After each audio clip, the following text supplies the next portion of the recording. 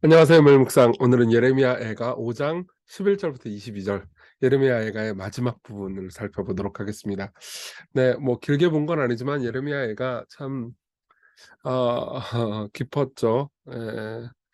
뭐 여러분들이 모든 본문에 다 은혜를 받은 거라고 말할 수는 없겠지만 참 저는 이 본문 묵상하면서 여러 가지 생각을 했습니다. 참 고통 가운데 있는 사람들에 대한 생각도 하고요. 어 그리고 저 자신을 좀 반추해 보고 제가 겪는 어려움을 하나님의 은혜 안에서 어떻게 바라봐야 하는가 이런 생각도 했던 것 같아요. 네, 이제 이 마지막 부분 예레미야는 하나님 앞에서 마지막 호소를 합니다. 내용 한번 11절부터 볼게요. "대적들이 시온에서 부녀들을 유다 각 성읍에서 처녀들을 욕보했나이다." 이건 인제 바벨론에 침공한 사람들이 그 예루살렘에 있는 여자들을 겁탈하고 강간한 장면을 보여주죠. 성읍에서라는 말이 되게 중요해요. 그러니까 보통 성 안에서는 막 소리를 지르면은 옆에서 도와줄 사람들이 있기 마련이잖아요, 인구 밀도가 높으니까. 근데 성 안에서 당했는데도 불구하고 뭐 소리 지르고 뭐 해도 도와줄 사람이 아무도 없는 그런 절망적인 상황이었다. 이런 이야기를 해 주는 거죠. 지도자들은 그들의 손에 매달리고 어떻게 매달렸을까요? 당시에 인제 사람들이 막 죽여 가지고 나무에 매달리고 이 바벨론이 그랬거든요. 그러면서 인제 전시 효과를 노리면서 공포를 안겨 주려고 했던 거죠. 그리고 장로들은 보통 존경을 받죠, 나이 많은 사람들은. 네, 존경받지 못하는 상황이 처했습니다. 청년들이 맷돌을 지며 아이들이 나무를 지다가 엎드려 지으며, 그러니까 이거는 거기에 있는 사람들이 그 인제 정복된 사람들이 계속해서 노예와 같은 생활을 하는 장면을 그리고 있습니다. 자유민들도 노예와 같은 삶을 사는 거죠. 노인들은 다시 성문에 앉지 못하며, 노인들은 원래 성문에 앉아 가지고 모든 걸 다스리고 존경을 받는데 인제 성문에 앉지 못해요. 그러니까 위아래가 다 없어져요. 예. 지혜도 필요 없고 그냥 오직 힘과 공포만이 다스리는 세상이 된 겁니다. 청년들은 다시 노래하지 못하나이다. 그러니깐 여기서 기쁨과 만족, 춤 이런 것들은 다 사라진 거죠. 우리의 마음에는 기쁨이 그쳤고, 그쵸? 우리의 춤은 변하여 슬픔이 되었사오며, 그러니깐 찬양도 사라졌고 그냥 흥얼거리는 것도 사라졌고 오직 고독, 고통 그리고 절망만이 남아 있습니다.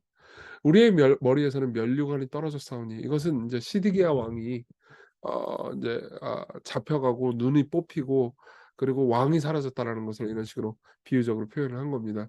오호라 우리의 범죄 때문이니이다. 예. 이것은 모두가 하나님을 원망할 수가 없는 것이 우리의 죄 때문에 벌어진 일이다. 그러면서 슬퍼하고 있는 거죠. 그렇지만 어쨌든 우리의 죄 때문이라 하더라도 고통은 고통스럽잖아요. 그쵸?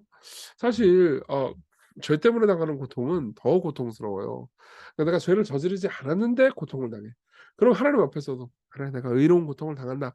뭐 그러면서 좀 나을 수 있잖아요. 근데 내 죄 때문에 고통을 당해. 그러면 창피하고 고통스럽고 누가 동정도 안 하기 때문에 더 힘들죠. 네.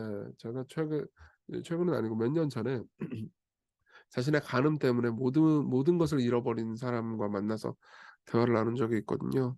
근데 뭐 자기가 잘한 게 아무것도 없으니까 너무너무 괴로워하는 거예요. 예. 그러니까 뭐 마지막 하나 남은 자존심마저도 박살났으니깐요. 그래서 어쨌든 괴로워할 수 있는데 이런 상황인 거예요. 이러므로 우리의 마음이 피곤하고 이러므로 우리 눈들이 어두우며, 왜 눈들이 어두웠을까? 너무 많이 울어 가지고. 울어 가지고 눈이 다 상한 겁니다. 시온산이 황폐하며 여호가 그 안에서 노나이다. 그러니까 원래는 도시고 사람들로 북적였던 곳이 인제 들짐승들로 가득해졌다는 거죠. 황폐화됐다는 겁니다. 그렇게 어 절망적인 상황인데도 불구하고 19절 여기서 소망을 찾을 수 있는 거죠. "여호와여 주는 영원히 계시오며 주의 보좌는 대대에 이르나이다." 학자들은 이 본문을 주석하면서요, 이 19절 앞에 "그러나를 넣어야 한다."고 주장합니다. 실제로 히브리 원문에 그러나는 없는데, 그러니까 문법상 여기서 "그러나를 넣는 것이 올바르다."라고 이야기할 정도죠. "그러나 여호와여." 우리가 이렇게 절망적이지만 여호와여 주는 영원히 계시오며 주의 보좌는 대대에 이르나이다. 우리 이렇게 망했습니다. 그리고 우리의 왕도 보좌가 박살났습니다. 그쵸? 면류관이 벗겨졌어요. 시드기야 눈 뽑히고 끌려갔어요. 그쵸? 그러니까 우리는 망했는데 생각해 봤는데 그래도 하나님은 안 망했잖아요. 고대 전쟁은 신들의 전쟁이었어요. 예. 그래서 바벨론이 이스라엘을 이기잖아요. 그러면은 '바벨론 신이 이스라엘 신 여호와를 박살냈다.' 이런 식으로 생각을 했어요. 근데 예레미야는 알고 있습니다. 이게 하나님이 때리신 거라는 것. 그러니까 이건 뭘 의미하냐면은 여호와가 진 건 아니에요. 우리의 죄 때문에 하나님께서 여호와께서 우리를 때리신 것인지 여호와가 이방신들에 의해서 당해서 무너지고 여호와께서 망하신 것은 아니라는 거죠. 거기에서 희망을 찾는 거죠. 그러면서 20절 마지막 소망을 호소를 합니다. 주께서 어찌하여 우리를 영원히 잊으시오며 우리를 이같이 오래 버리시나이까. 그렇죠? 우리를 버리신 거예요. 예. 우리를 버리셔서 우리를 버리셨다는 게 절망적이지만 그래도 여호와가 바벨론 신에게 패배한 것보다는 여호와께서 우리를 때리신 것이 차라리 희망이 있죠. 왜냐면 하나님이 진 건 아니니까. 음. 그러면서 "여호와여 우리를 주께로 돌이키소서 그리하시면 우리가 주께로 돌아가겠사오니 우리의 날들을 다시 새롭게 하사 옛적 같게 하옵소서." 이렇게 얘기합니다. 그러니까 "나 돌아갈래. 모든 걸 돌려주세요. 예. 우리도 돌이킬 수 있게 해 주세요. 제발 하나님." 당신이 망한 게 아니잖아요.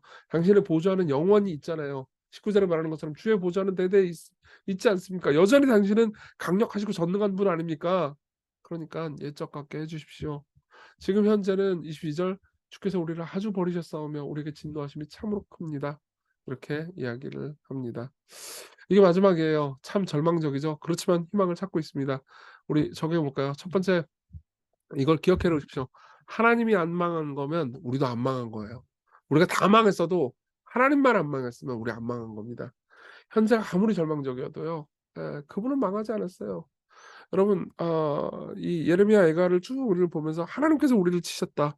우리의 죄 때문이긴 하지만 하나님께서 치셨다 이 표현이 되게 많이 나오잖아요. 이걸 계속해서 예레미야가 기억하는 이유는요. 그래도 하나님이 치셨다 그러면 희망이 있잖아요. 하나님께서 이방신에게 졌기 때문에 고통당하는 거면 희망이 없지만 선하신 하나님이 나한테 매를 든 거잖아요. 그러면 여러분 어때요? 이게 매를 회초리를 아빠가 치잖아요. 그럼 선한 아빠잖아요. 회초리를 치고 회개케 한 다음에 다시 안아주죠. 예. 다시 안아주고 쓰다듬어 주고 치료해 준단 말이에요. 그러니까 그 하나님의 성품을 믿고 있는 거예요. 여러분 지금 여러분들의 삶에서 가정이 망할 수도 있고요. 가정 관계가 끝날 수도 있고 막 박살날 수도 있고 직장이 망해 가지고 힘들 수도 있고 사업이 망할 수도 있고 또 교회가 망했다 이런 분들 시간교회가 망한 건 아닌데 어쨌든 교회가 절망적이다 이래도 하나님만 안 망하면요. 망한 거 아무것도 없는 거예요. 다 다시 일어날 수 있습니다. 여러분 건강을 잃어버렸다 괜찮습니다. 여러분들 삶에서 뭔가 희망이 없는 상황이라도 이게 진짜 돈도 잃어버렸고 다 잃어버렸다. 그래도 여러분들 하나님 안 잃어버렸잖아요. 하나님 안 망했잖아요. 그러면 된 거예요. 그분께 매달릴 수 있습니다. 예레미야가 품고 있던 희망이 바로 여기 있었어요. 여러분 이걸 기억하십시오. 두 번째로는요. 절망의 한가운데서 또 기억해야 될 것 예수 그리스도를 생각해 봅시다. 이거는 크리스토퍼 라이트의 주석의 마지막 부분을 인용해 드리는 게 좋을 것 같아요. 크리스토퍼 라이트는 예레미야 애가에 대한 굉장히 좋은 주석을 썼거든요. 제가 여러 번 인용을 했는데 요거는 꼭 인용을 해 드리고 싶습니다. 성금요일과 예수께서 십자가에 달리신 날이요. 부활절 사이에는 성토요일이 있었다. 그리스도께서 무덤에 계셨을 때요. 성금요일의 고통이 최악의 위력을 드러냈지만 아직 하나님은 그의 오른손과 강한 팔로 영광스러운 부활의 능력을 드러내시지 않은 말 그대로 죽음의 시간. 이게 인제 성토요일이라는 거죠. 바로 그것이 예레미야 애가가 보여주는 이스라엘의 위치이자 이 세상에서 그리스도의 고통에 참여하는 사람들 궁극적 소망은 있지만 현재의 위로는 지금 주어지지 않는 모든 이들이 서 있는 지점이다. 지금 고통 가운데 서 있는 사람들은 성토요일의 시점에 있는 거라는 거죠. 우리는 죽음 아래에 있다. 부활은 아직 선포되지 않았다. 부활절 새벽은 밝지 않았다. 그런데 뭐라 그래요? 그러나 밝을 것이다. 반드시. 네. 반드시 밝을 겁니다. 예수님 부활했어요. 우리도 지금 죽음과 고통의 시간 가운데 있겠지만 있는 분들이 계시겠죠? 그렇지만 반드시 고통은 끝날 거고요. 하나님은 그분의 치유를 선포하실 겁니다. 예. 그분은 망하지 않았습니다. 그리스도께서 십자가에 못 박혀 죽으셨을 때 모든 것이 끝났다고 생각하지만 그것은 새로운 시작의 출발이었죠. 우리 같이 기도합시다. 많은 것들이 좌절되었어도 하나님은 여전히 보좌에 앉아 계시다는 사실을 기억하고 믿게 해 주세요. 하나님 안 망했다. 여기서 희망을 찾게 해 주세요. 그리고 우리 여러분들이 지금 성토요일을 보내고 있다면 자기 자신을 위해서 기도하셔도 좋습니다. 근데 생각나는 분들을 위해서 기도했으면 좋겠어요. 지금 시광교회도 정말 절망적인 느낌과 고통을 당하는 분들이 있어요. 네. 질병에 걸려 가지고 힘들어하는 분도 있고 경제적인 고통 때문에 힘들어하는 분들도 있고 그리고 관계와 정서적인 고통 때문에 지금 성토요일을 보내는, 예, 끔찍한 이 무덤 아래의 고통을 보내는 사람들이 있습니다. 그들을 위해서 기도합시다. 그들이 위로를 받게 해 달라고. 그들에게 새 생명의 날, 다시 춤출 수 있는 날, 다시 기뻐할 수 있는 그날을 달라고 같이 기도합시다.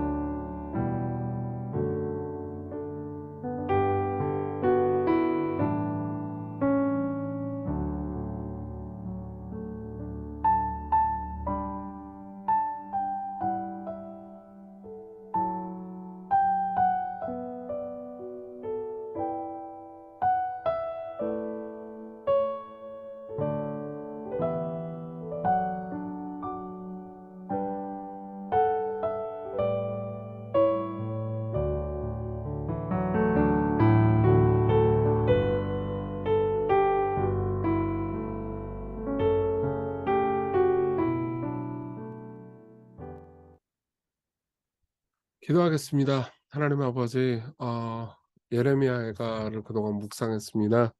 주께서 이 말씀을 통해서 우리를 위로하시고 도전하심에 감사드립니다. 하나님의 보좌가 영영하다는 것에서 우리 오늘의 살 희망을 또 찾게 해 주세요. 예수님 이름으로 기도했습니다. 아멘. 네. 은혜 안에서 오늘 기쁜 하루 되셨으면 좋겠습니다.